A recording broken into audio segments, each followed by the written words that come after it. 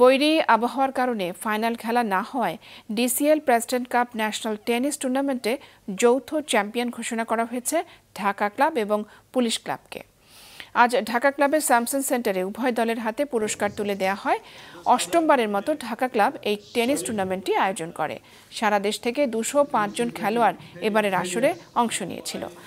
বিজয়ী দুই দলকে ট্রফি ছাড়াও প্রাইজ মানি তুলে দেন অতিথিরা। পুরস্কার বিতরণী অনুষ্ঠানে উপস্থিত ছিলেন সাবেক রাষ্ট্রদূত ডক্টর মোহাম্মদ জমির, সিনিয়র সচিব শেখ ইউসুফ হারুন, টেনিস ক্লাবের প্রেসিডেন্ট আশরাফুজ্জামান পুটন সহ আরও অনেকেই।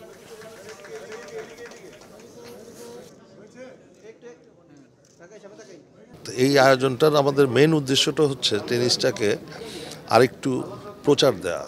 এই জন্য এবার আমরা একটা ঘোষণাও দিয়েছি যে অনুরূপ একটা বিলো 20 আমরা আরেকটা টুর্নামেন্ট করব জাতীয় পর্যায়ে, এর থেকে বড় আয়োজন। টেনিস দেশের সর্বত্র নিয়ে যাওয়ার জন্য ঢাকা ক্লাবের প্রচেষ্টা অব্যাহত থাকবে এবং আমি মনে করি যে আমরা বেশ সাকসেসফুল হয়েছে এবার। আমাদের এই DCL president cup tennis tournament 2024 একটু শুরু হয়েছে ঠিক কাকতালীয়ভাবে 10টি বছর আগে।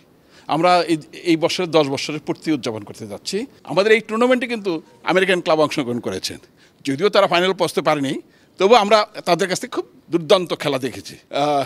এই টেনিস খেলায় মনোযোগী করার জন্য আমরা একটা চিলড্রেনদের ট্রেনিং প্রোগ্রাম আমরা নিয়েছি। এটা আমরা কন্টিনিউশন করব। That we have a limited resource, কিন্তু আমাদের আনলিমিটেড ইন্সপিরেশন, ডেডিকেশন, কমিটমেন্ট, এটা কিন্তু আনলিমিটেড। সেইভাবে হয়তো প্রেসিডেন্ট একটা ঘোষণা দিয়েছেন, না আমরা ক্যাশ প্রাইজও দেবো। প্রতিটা চ্যাম্পিয়ন দলকে 50,000 টাকা ক্যাশ প্রাইজ আমরা দিচ্ছি বিসাইড দ্য ট্রফি।